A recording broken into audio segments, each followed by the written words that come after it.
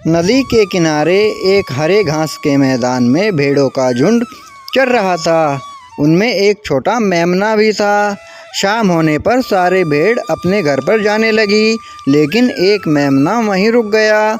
वह समझता था कि वह अब बड़ा हो गया है, अपने वक्त पर घूमे फिरेगा। सारे भेड़ लौट गए, लेकिन छोटा मेमना वहीं पर खो गया। वह अपने घर का रास्ता भूल चुका था। तभी वहाँ पर एक भेड़िया गुजरा, जिसकी नज़र मेमने पर पड़ गई।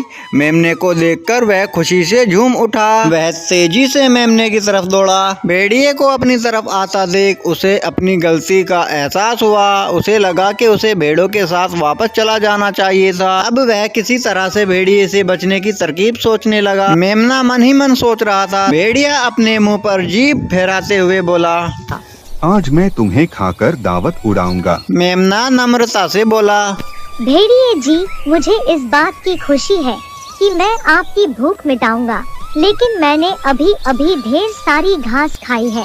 मेरे पेट में घास भरी हुई है। हो सकता है आपको उसका स्वाद अच्छा न लगे। ऐसा करता हूँ, मैं थोड़ी देर नाच लेता हूँ, इससे घास पच जाएगी, फिर आप मुझे खा लेना। भेड़िए को मेमने की बात जम गई। वह उसकी बात मान गया और वह खड़ा होकर देखने लगा और मेमना नाचने लगा। तब मेमना बोला, बिना संगीत के नाचने में मजा नहीं आ रहा है। क्यों ना आप मेरे गले में बंदी घंटी उतार ले और बजाएं।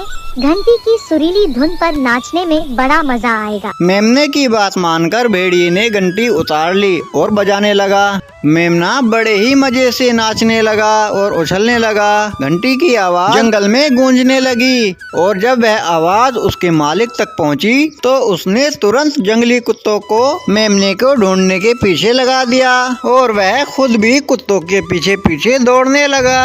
घंटी की आवाज का पीछा करते करते कुत्ते जल्द ही भेड़िए के पास पहुंच गए। जब भेड़िए ने मालिक और जंगली कुत्तों को अपनी तरफ आते देखा तो वह तुरंत वहां से भाग खड़ा हुआ। मेमना तुरंत ही अपने मालिक के तरफ चल दिया और वह खुशी खुशी उसके साथ अपने घर चला गया और हमेशा के लिए जान लिया कि कभी बड़ों का कहा नहीं टालेगा। इस कहानी को देखने के लिए धन्यवाद। कृपया हमारे चैनल को सब्सक्राइब करें।